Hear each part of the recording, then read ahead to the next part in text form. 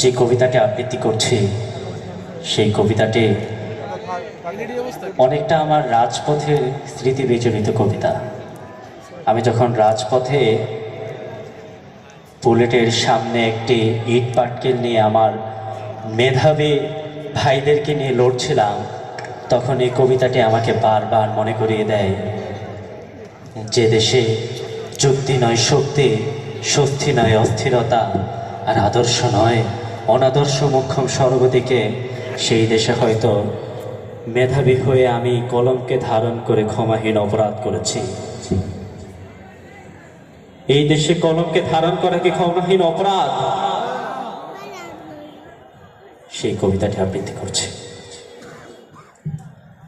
মাঝে মাঝে বড় ক্ষোভ জাগে, আমি কেন হলাম না একজন যুদ্ধবাজ সৈনিক।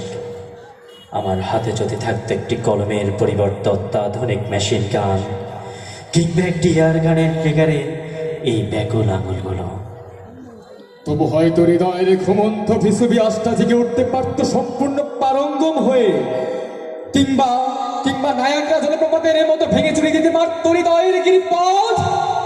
তাবৎ সংকীর্ণতা, কোনটা শক্তিধর, একটা কলম না মেশিন গান? মাঝে মাঝে প্রশ্ন রাখি প্রজ্ঞার কাছে, তুমুল বিতর্ক হয়, সঠিক জবাব পাই না, আফসোস। কখনো আমার নিজেকে একটা স্থূল কলম অধিকারী অসহায় জীব ভেবে উপহাস করে। বন্ধুরাও হাসেন যত্রতত্র, সাম্রাজ্যবাদী সুন্দরী নারীরাও, আর মুদ্রাস্ফীতির সমাজ বিশ্রী ঠা ঠা হাসিতে ফেটে পড়ে আধিপত্য। তবুও আমি আলিফের মতো একটা কলমকে ধারণ করে খাড়া দাঁড়িয়ে আছি।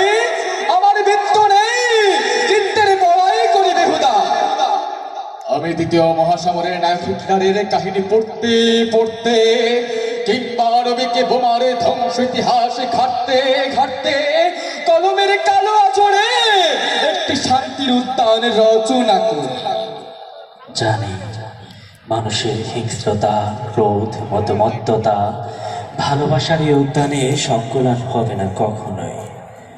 আর ওই স্থূল কলমের দামে আমি কিনতে চাই গোটা পৃথিবীর শক্তিধর তাবৎ সমরাস্ত্রকে।